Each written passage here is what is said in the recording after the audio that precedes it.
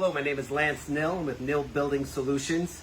Today I'm going to show you how to install a concrete fastener through a membrane roof into a concrete structure.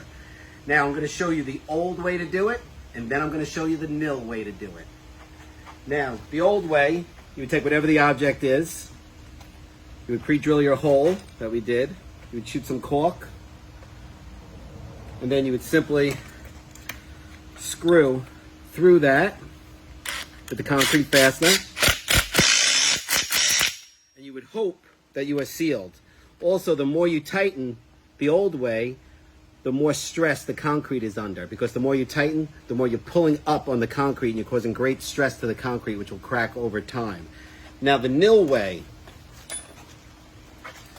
you add your sealant under the fastener. Now we take our NB3C. See that caulk groove underneath? There's a waterproof threaded port. Allen key for easy install. We come in all sizes. This one's a 1/2 inch caulk groove. We have 3/4. We have all sizes. Now you simply install your NB3C into the concrete. See that seal you have around there? Plus, you know you have the caulk groove underneath, so it's the perfect seal. Water's not going to get in.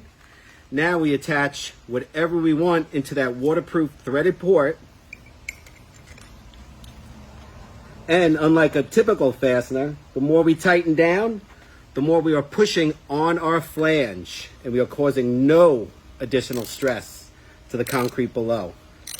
The more we tighten this down, the more we push on the flange. There is no stress on the concrete below, and concrete will not crack over time because it's not under the stress like typical anchors.